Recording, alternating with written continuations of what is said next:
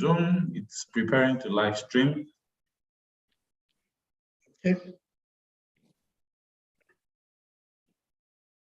Most times, what some of the members do is that later in the night, they now go to view it. I can imagine this is working hours. Yes. Some people are probably at work. Okay. Welcome, Babatunde Anyoleke. We're live on YouTube. It's a great opportunity to connect with us also on this Get Jobs educative series. And today we're going to be talking on the art of writing cover letters. And the whole idea of this particular topic is that we are receiving tons of applications every day. And the true picture is that despite the tons of applications we are receiving every day, sometimes you receive 500 in a day, and out of 500, probably is only 4 that will be able to scale through the first phase. A lot of CVs are being trashed. A lot of things we see on a daily basis. In fact, some of my colleagues that I engage, it's been distraught. So I felt the whole idea it's about of Get Jobs just about educating people and bringing experts together and having discussions on how to go about this, so that we're not only about posting jobs and sharing opportunities, but also about educating and enlightening the young ones, especially the graduates. Like I said, I was at the camp today, and I was actually reeling out list of some vacancies, and some of them, they asked me, how much are they going to pay? That was the statement from how much are they going to pay? And my question to them is that, how much is your value worth? That was the question I threw back to them. What is your value? What is it worth? Because, so we need to discuss about these issues. So I will begin the recording right now, and I'll leave you to do justice to it by introducing yourself. Okay, thank you very much, Bamidele. Always an honor to join one of your programs, influence and support people out there. Yeah. I hope you can hear me clearly. Loud and clear. We can hear Fantastic. You loud. Yes. So my name is Tunde Anyoleke, and I'm a qualified accountant. I work in the finance industry. I've been working in the industry for nearly 17 years now. In those 17 years, I have worked in about 7 different companies, mostly multinationals and banks. And today I work as a chief finance officer in a manufacturing company in Nigeria. In these 17 years, I've had a progressive career. So in other words, I have risen from being an entry-level staff to being the head of my function, and also being in the management team. And as a result, I have had the opportunity to interview several people, to participate in several recruitment processes. In the last 3 years in my finance function alone, I must have recruited at least 20 people. So I have some experience in this recruitment area that I'm going to share. Not from a recruiter's perspective. My experience that I will be sharing will be from the perspective of a recruiting manager. So in some organizations, what happens is that we give specifications to the HR department, to the recruitment section, and tell them, this is the kind of person we're looking for. This is the job description. This is the profile of the person that we're looking for. And then the recruiter takes that profile and posts it on LinkedIn, advertises it on various job sites, and then comes back with a short list. Now, before the short list is done, because we're in digital age, most applications are now online. It will be strange for you to see an application where they tell you to write a letter, and they write an application letter or a cover letter and your CV, put it in an envelope and mail it to the recruiting company or the agency or the recruiter. I mean, in my time, 15 years ago, stamps, envelopes were always going about with me. Because anytime I saw a job application, I just want to quickly draft something in fact, sometimes they tell you handwritten because they want to see your handwriting. I mean, the recruitment process was ridiculous in those days, but things have changed. Everything is digital now. Very likely any application you're doing will likely be on the sites, either the job sites, a recruitment agency sites, or on LinkedIn. So it's very important that we understand how we can get our applications noticed on time. Many times, the real job is getting from application to invitation for an interview. Many people are confident that if they sit in an interview, they can bamboozle the interviewer, they can defend their capabilities. But the problem is so many people are applying for jobs these days. How do you get to the interview stage? How do you get to the interview stage? That's the real challenge that we need to deal with. How do you ensure that your application moves from the application to the selection stage so that you are invited for the interview? That's what the cover letter helps with. So a cover letter is just a document that you use to talk more about yourself, to explain who you are to the recruiter, to get the recruiter's attention so that you can be shortlisted for an interview. The cover letter does not guarantee you an interview. In fact, a good cover letter may guarantee you an interview, but a bad cover letter would definitely kill your chances of going forward. Again, a good cover letter may not give you the job. Just having a cover letter is not enough. A good cover letter may not give you the job. It may not guarantee that you will get the job. But a bad cover letter is sure to remove you from the application process. Let me repeat that. A good cover letter does not guarantee you that you will get the job. But a bad cover letter is guaranteed to remove you from the application process. It erases your chances of getting the job completely. So it's extremely important that your cover letter be in the right form and attractive enough to the prospective recruiter. And we're going to be discussing a lot about that. But first of all, let me start by saying the cover letter is only a supporting document. Your CV should make sense on its own. The CV is actually the principal document. The cover letter is a supporting document. What do I mean? I said we're in the digital age, which means that most recruiters do not use manual checking of CVs. What they do is they use what we call an application tracking software or applicant tracking system, ATS. What the ATS does is it's a robot, a software that has been designed to understand the format of CVs, to pick the important information in CVs. It looks for keywords in the CV.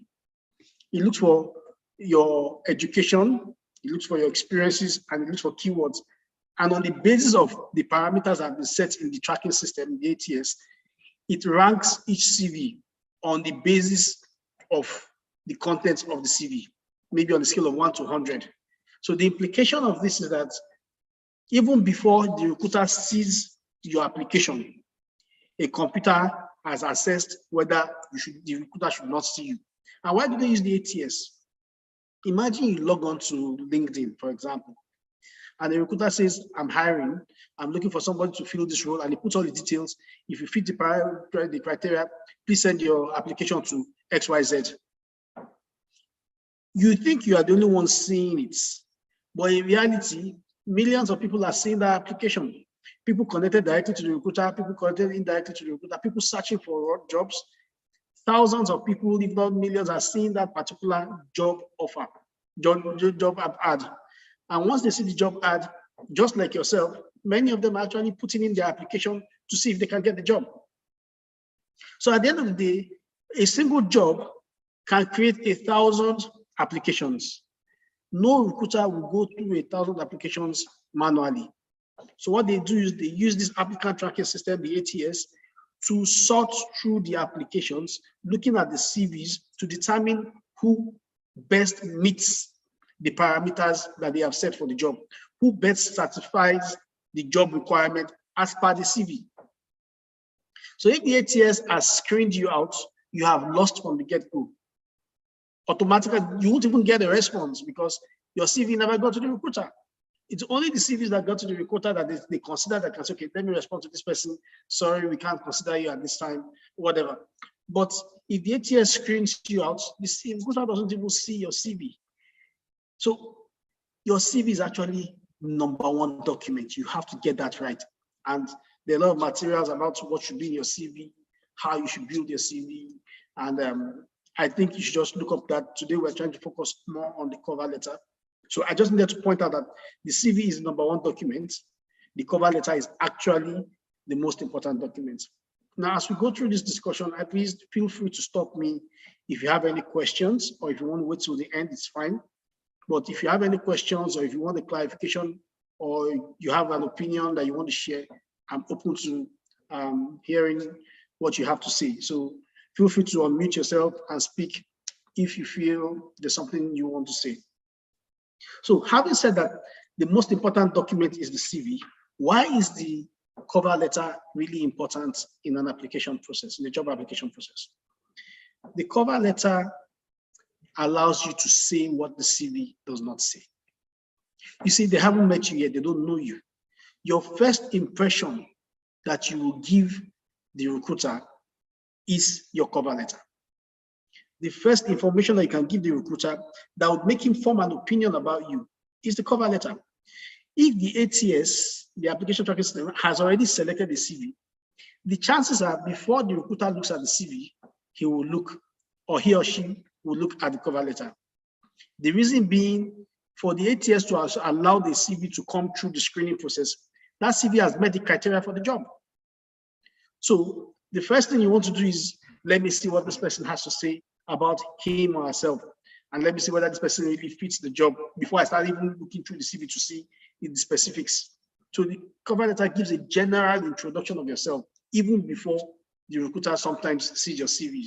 Sometimes the recruiter can go for the CV first and then look at the cover letter, but ideally, if the ATS has screened you in already, then very likely the recruiter would only be interested in first looking at your cover letter to see what you have to say before going diving deeper into the CV. So the cover letter is the first letter document which you get to introduce yourself and sell yourself to the recruiter. That's very, very important to note. Also bear in mind that when you apply for a role, your CV doesn't really change much. I've heard people say for each job, adjust your CV. There's very little adjustment you can do. Yes, you can put in some keywords that you see in the job application, in the job advertisement, just so that your CV represents it. But you really can't change the years in which you work from one period to another. You can't change your experience because that will be lying on your CV. You can't change your qualifications because, again, that might be misleading. So the CV can only shift just a little. But when you get the job description or the job advertisement, you can go into your cover letter and throw more light on why you are the best applicant for the job versus other people out there, given what you can say in your cover letter, because your CV will not allow you too much room to make that change. So the cover letter is also the tool with which you use to ensure that the recruiter sees that you are a perfect fit for the job. Having said that, let's just go forward and talk about some of the rules that we need to keep in mind when preparing a cover letter. I have a personal rule. I'm not going to give you a sample of a cover letter. And the reason why I'm not giving you a sample of a cover letter is because I found that sometimes you give people a cover letter and they just go and change a few things and they start using it like that. You need to be creative. You need to develop your own cover letter. And for each job, you need to develop a separate cover letter. Again, let me repeat that. For each job, you need to develop a separate cover letter. Do not use a generic cover letter. It's actually insulting to some recruiters who took their time to give you a job specification, and then you just come and say, I have one letter somewhere that seems to match everything, and you use it. You can have a baseline. So what I mean is, by a baseline is, you can have a document that's a cover letter that states all sorts of things. Then you now pick that baseline. Every time you see a job application, you adjust your baseline so that it's more in tune to the application, the job advertisements that you are applying for. Never use a generic cover letter. Always try to adjust your cover letter to speak to the particular application that you are making. Now, cover letters should be simple. The format should be formal but friendly. The format of the cover letter should be formal but friendly. In other words, you are writing a formal letter, but you are softening it a bit, because the person you're writing to, when you go for an interview, it's not always rigid. Sometimes the interview needs to be flexible. You need to smile, you need to speak to people. Smile in your cover letter. if you understand what I mean. Let your cover letter smile at people. I'm not saying crack jokes. I'm just saying let the choice of words not be overly formal, such that the person just feels he's talking to somebody who is very rigid. So it's important to keep the tone a little bit informal, but the structure of the letter must be formal, but the tone should be brought down. So avoid I am using, how do you call it now? Passive voice. Avoid using the passive voice. Use an active one where you are talking as though you are talking to a person, not just writing. As much as possible, in fact, this is a rule. Your cover letter should never exceed 1 page. In fact, a full page is too much for a cover letter. Let me say that again. A full page is too much for a cover letter. I just explained that the recruiter may have thousands of applications to go through. The ATS may screen 100 applications and is only recruiting 1 or 2 people. So that means he still has to go over 100 applications. So when you have written your life history in one document, how would the person get to reading the remaining 99 applications? So it is very, very important that when you are writing your cover letter, make it 3/4 of a page at most. Do not use the whole A4 paper in your cover letter, because the person will just say, I can't read this one, I'll put down, I'll come back to you later, and he may never come back to your application. As much as possible, make it less than a page. Also, there are some very interesting skills that we learn in school. Summary is one of those skills. If your cover letter goes beyond a page, the recruiter may get the impression that you do not have the right skills to make your work concise. Also, if it's too short, just 1 or 2 paragraphs, he may realize that you did not put enough effort into applying for the job. So I would suggest that your cover letter should be at least 3 to 4 paragraphs, preferably 4 to 5 paragraphs, but ensure that the paragraphs are not so full that it fills up a whole page. So not too much content, and then we'll talk about the contents very soon. Also, the cover letter in this modern age does not have to be a separate document. If a recruiter advertises on LinkedIn, you can actually send your CV to that recruiter. If he says, send your CV to this email address, then you can send your CV to that email address, and your cover letter can be the body of the mail. You don't have to attach your CV, attach cover letter, so that they have to open 2 different documents. You can paste your cover letter in the body of the mail. Also, if you're applying on the job sites or you're applying on the company sites, they may make provision for you to attach a cover letter, which is fine. But if they give you an opportunity to type in your cover letter, just paste it there. Usually, again, when people have a lot to do, if they see the information easily, it may make them pay more attention than something that they have to go and open. So it doesn't necessarily have to be a document that you attach. You may paste the content on the body of a mail or on an application platform. Avoid using to whom it may concern. You see that heading a lot, to whom it may concern. That means that you have not done much of a research. Avoid using to whom it may concern. When you give a cover letter, as much as possible, if you can, find out the name of the recruiter. And you say, no, how will you know? I don't know. Many applications actually have the person recruiting. Let me give you an example, especially on LinkedIn. When somebody says, I'm recruiting for, that person is the recruiter. If you say send your CV to an email address that does not look like his name, then he may be speaking on behalf of somebody else. But once he says, I am recruiting for this role, and then he puts his name as the email address that you are sending your CV to, then when you are putting when you are writing your cover letter, you should be saying, dear Kolawole, dear Brenda, the person, you have to speak to the name of the person who has advertised the job. It's important that you get that opening right if that information is given. If it's not given, you can still say, dear recruiter, dear hiring manager, dear sir. You can use all those. But when that person has identified himself as the recruiter, it is ideal that you use his name in your cover letter. So do not use to whom it may concern. At worst, use dear recruiter, dear hiring manager, dear HR manager, whatever designation that you have. Number two is research the company you are applying to.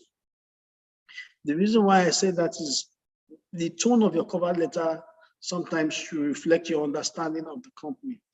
Certain companies are very casual and down to earth, and a very formal cover letter may give the impression that this person will probably not fit in here.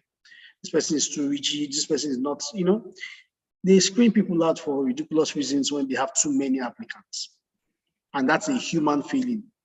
There's nothing we can do about that. When there are too many applicants, the reasons why some people get screened out is just because if you have 1,000 people applying for a job, or have 500 or 100 people applying for one job, and the ATS are screened 20 people for the top 20 for you. Even that top 20, to go through 20 of them, sometimes some recruiters will tell you, I don't have the time to go through all these. So once you insist on just one small thing like this, they set it aside so that they can just move faster and get to the one they want. So your cover letter should be one of the things that will make them ensure that they don't set you aside, they move you to the invitation stage.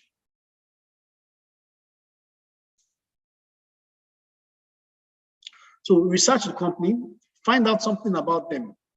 So when you type your cover letter, you said, dear recruiter, dear Ndidi, you need to state what you are doing.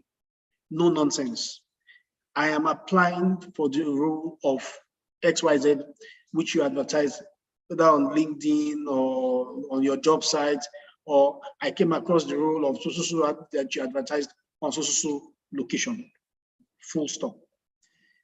It tells them clearly, this is where we're going. There's no mistake. This is the right, and it sets the tone for the conversation. What you say next, however, is even more important. After you've established that you are applying for this role within the organization, you need a hook that will keep them reading. You need to say something that will keep them interested in continuing with your application. It's that thing that will show how much research you have done on the organization. So you don't just say, dear hiring manager, my name is this, and I'm applying for this role, which you advertise in this location.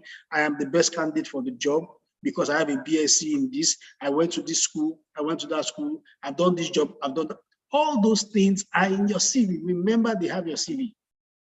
So you don't want to dump your CV into your cover letter. The plan is not to copy your CV and turn it into words in your cover letter. No. The plan is to expatiate on some things in your CV that will be most salient for you to get the job. So some job applications will tell you these are the critical characteristics that you must have to succeed on this job. It is those critical characteristics that you need to address in your cover letter. So they say, for you to qualify for this job, you must have a BSc, I must have 3 years experience. You need to find something that you will say first about the company, and then now start telling them about yourself. So what is that thing that you say about the company? It goes back to your research. So you're applying for a job with Lagos State government. You need to point out that you have seen some great strides made in this government with respect to this area that you are trying to get into. Find the relevant information and say, this is why I am interested in working with your organization. If you tell them you're interested in working for the organization because you need money or because you need a job, it doesn't work. They want to know why you are interested in coming to, so that, see, this is called a hook. What do you say that makes the person continue reading your cover letter? It cannot be about you. It has to be about them. It shows that you are really interested in them because you have done some research and you know some things about them. If you say, I've attended a seminar organized by your company or a job fair organized by your company, in the job fair, I observed so. Just find a link that shows that you know something about the company, know something about what they do. It might be their products. You can tell them, oh, I think the marketing campaign on your last product launch was fantastic. I observed it, and as a marketing professional, I thought it was top notch. And that is why I want to be part of the organization, because I think you guys deliver top notch marketing. Don't say you guys, that's me just talking now. Again, remember, formal, but not too formal. Okay. So I observed during your last marketing campaign that you did a certain so that got the attention of so, and I thought this was a brilliant move. And I realized this is the kind of organization I would like. It's not flattery. Don't be too flowery about it. It's not flattery, but you are telling them that there's something in the organization that you think they do so well that you want to be part of, and that you think you can add value to. It is always important to introduce the hook. Without the hook, you are like everybody else. I'd like to apply for the role of this in your company. I have a degree in this. I have experience in. You are not different from everybody else. Find that hook that will make your application different, that will make your cover letter more interesting. When you have dropped the hook, then you now go to the next paragraph. In that next paragraph, you now start talking about how you fit in and how you meet the critical success factors of the role. So I've had experience working in this industry for so period, achieving X, Y, Z. Based on this achievement, I believe I can replicate similar successes if given an opportunity to join your organization. So you have first introduced yourself. You've talked about, you told them what you want. You dropped a hook to let them know you know about the organization and you're interested in working with them. In your next paragraph now, you have now stated your success story. Now, if you are not experienced, if it's a first job, if it's an area you've never worked before, you can still go ahead and mention certain adjectives that describe yourself. That would make it easy for them to say, okay, he may not be experienced, but at least he's excited. Your excitement should be obvious in your letter. Those adjectives that you used to describe yourself will now come into that second paragraph. It is only in the third paragraph that you will now dwell heavily on your qualification. I'm a graduate of this, and I also have so years of experience. And then in the last paragraph, you close. You close by saying, don't just say, I'll be grateful if my application is considered, or I'm looking forward to expanding my experience in your company. Use language like, I know recruitment is a tedious process, and I thank you for taking time to read through my cover letter. I hope to hear from you sometime soon. You can reach me on and give your details in the cover letter. The reason why I say give your details in the cover letter is that sometimes they read your cover letter, they are so impressed, they just send you a mail immediately without even opening your CV. But if they read your cover letter and they're very impressed, but they don't have your details, they'll say, okay, no problem, I'll open this later, and they may forget. So never miss an opportunity. So right there at this complimentary close, you can reach me on, you put your email address, you put your phone number at any time of the day or whenever you think is appropriate for them to call you. I say, thank you very much for your consideration. Best regards or kind regards, or yours faithfully, depending on how formally you started.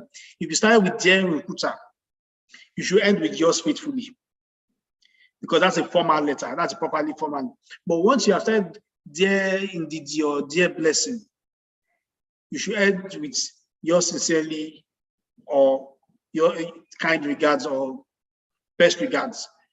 But once you have started with Dear Recruiter, Dear Hiring Manager, please close it with yours faithfully, because you have not been able to get any form of connection with who the recruiter is.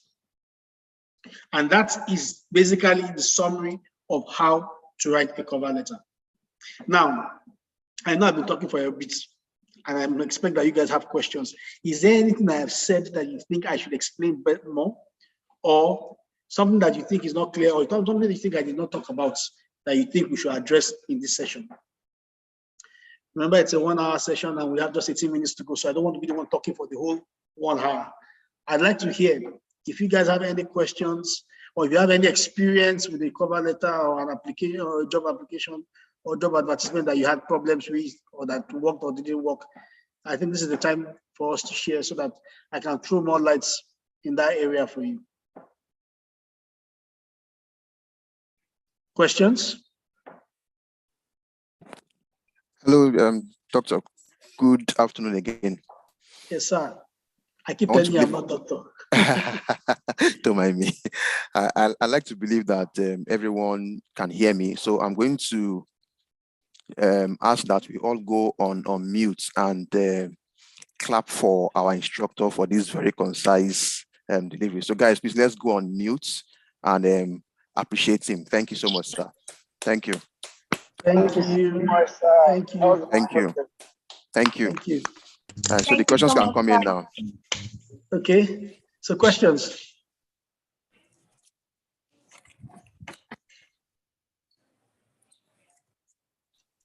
I must have done a fantastic job. Nobody's asking questions. I'd like to hear your view. I mean, if you guys are applying, are people still asking you for offer letters? Because again, I think offer letters are actually a dying art. In certain climes, if you're in the UK, for example, they will always ask you for a cover letter. But I'm noticing that a lot of applications I'm seeing around here, you send your CV to, even if they tell you to send your CV to a certain place and they give you the email address, in the body of the mail, please drop a cover letter. In the body of the mail, please drop a cover letter. Once they say send your CV to, just type a cover letter in the body of the mail. It's very, very important not to miss any opportunity. Okay? So questions?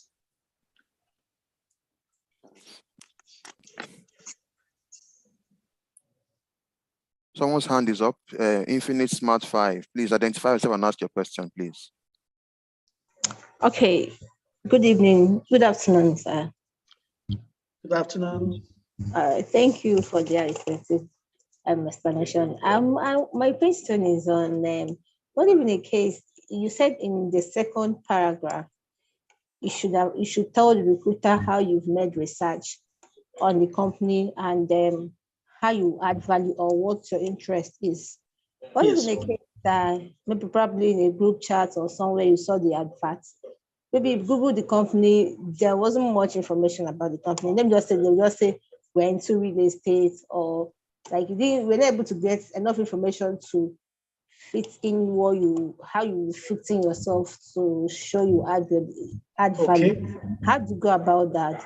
And also, I wanted to ask: is it wrong for when you see an advert that probably send your CV to this, and you just be like, dear hiring manager, please find attached a copy of my CV for your reference appearance. Is it a wrong way to send the CV? Let me start with the first one. First of all, I didn't say in the second paragraph. In the first paragraph, when you say dear hiring manager, my name is this. I'm applying for this role that you advertise in this location. In that same paragraph, that's just a full stop. In that same paragraph is where you drop your hook. Why you want to work for that organization. It is in that same paragraph that you now tell them, I noticed this, or I observed this, or I experienced this, and I like it so much, is why I'm joining and why I'm applying to work with your company. Now, if you don't have that information, it's fine. It simply means that the company does not have the kind of online presence, or you don't have the kind of connection or information that from inside the company that will help you put that in the situation. So at that point, you should now stop that paragraph and go to the next paragraph where you sell yourself. If you don't have enough information to drop a hook, no problem. Stop at that point and then go to the next paragraph. It means that everybody else is probably in your condition. If you've done the research and you can't find information, then everybody will be in your condition. Then there's no hook to drop. There's no hook to use to hold them at that stage. So you're still in the same position. But if it is possible to get information about that company and you fail to get that information, somebody else is going to drop a hook that will make that person more attractive than you to the recruiter. So if the information is not available, it's fine. But if it is available, then you should try to use the hook. Now, when they say send your CV to a location, always do an overkill. Remember, you are fighting for a job and you don't know how many people you are fighting against.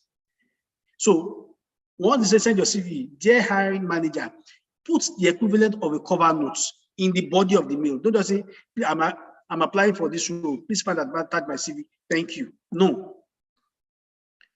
Put the equivalent of your cover notes in that body of the mail and attach your CV. Last, you won't read it. You will still open the CV if he's that kind of person.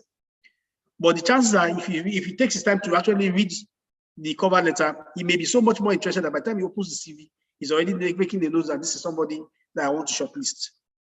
So don't say because you just dropped it and send your CV to this location, and then you now send CV without put the cover letter in the body of the mail as often as you can have the opportunity. Okay. Any other question? I hope that was well answered. I hope you're satisfied with the response. Okay, fine. I see your message. All right. Any other question? Any other question? Okay. Since there are no other questions, let me give you some parting tips. When you write a cover letter, you are not allowed to have grammatical errors. It's the turn off. It also suggests that you don't speak good English, you don't write well. And someone that's looking for a reason to reduce the number of applications he has to review, the grammatical errors are enough to turn the person off, or even cast aspersion on the quality of your education, or the quality of your speech, or your writing ability. And these are things that are necessary for you to operate in work environments. So you have to review it properly. In fact, if you can get a third party, a friend to review, so if somebody who you know writes very well to review, please do so. As much as possible, make sure that there are no errors in your letter. Remember that at the end of it, you must always thank the person for taking time to review your application and express your desire to hear from the person. Extremely important. Also, bear in mind that when you're doing a cover letter, you should be telling the company what you can do for them, not what they can do for you. That's extremely important as well. The tone of your cover letter must be offering value. You are offering a service, you're offering a value to them. You are not begging them for a job because you want experience. Don't go and be writing, I like your organization because it's the kind of place where I can gain meaningful experience to grow in my chosen career. When you talk like that, what you are telling them is you have come to use them for experience, and when you get the experience, you will go forward. No matter how inexperienced or how new you are, you must still come and tell them, I have skills in this area, whether it's Microsoft Excel, I'll be able to get on board on time with help with data analytics, or my studies in this course in school has made me ready to be able to add value to this aspect of your business that I'm applying to. Never write in a cover letter the idea that you want to come and gain experience. That is not why you're applying for the job. They are not asking you to come and gain experience from their company. They are asking you to come and add value to their company. It is that value that you should start showing them from the point of application if you want them to take you seriously on the job. So it should be about them, not about you. You should be selling yourself to them, not asking them to take a chance on you because you don't know anything. I think one last point I just want to make here is find in the third paragraph, always describe yourself. Talk about your academic qualifications. Talk about the things you do on the side. When I say on the side, now don't tell them you have another job or something, but at least tell them you have these other skills. If you're applying for a marketing job, show them that you have very strong interpersonal skills and that you have done, maybe you started a business on some time past, or you have helped a business sell this so things. So you are very sure that those skills can be brought into their business. Always tell them what you can do for them. Always, don't ever come and say, I don't know, I just graduated, I have no experience. Nobody wants to hear that. Even if you have no experience, you must have a skill you have learned. So right now, when you're applying, if you don't have any skills, go and get the skills that are relevant in your industry. The necessary certifications. If you're an accountant, you should register for ICANN. If you are into marketing, you have a professional organization that you should register to. Same thing with engineering. Just find something that you will say that will separate you from the lot. I think lastly, you have a lot of templates online. Google is your friend. YouTube is your friend. Go and search how to write a cover letter. Go and pick cover letter templates online. There are several of them. Adjust them in such a way that it will work for you, and call it your base templates. Then whenever you get a job, you apply. Whenever you get an application, you now adjust that base template to suit that application. Do not use generic cover letters. Make sure that your cover letter is actually, specific to the particular job that you're applying to. So, are there any other questions, or should we call it a day? We still have a few minutes to go. Questions? I think I've taken on the only questions that came on, right? Anyway, my email is tunde_ayonleke@yahoo.com. That's Tunde_Ayonleke, my name and my surname, @yahoo.com. Feel free to drop me a line, and if you have any challenges, or if you require any clarification, or if you have any questions, I'll be happy to get back to you. Thank you very much for your time. Thank you very much, Tunde. Thank you so much for your time. This is 3:54 p.m. and it's been a pleasure. Definitely, we're going to share the links for other people to get the updates, and thank God you shared your email address also. So this is not the end of the educative series. We're still going to be bringing on several topics and several discussions in the weeks to come.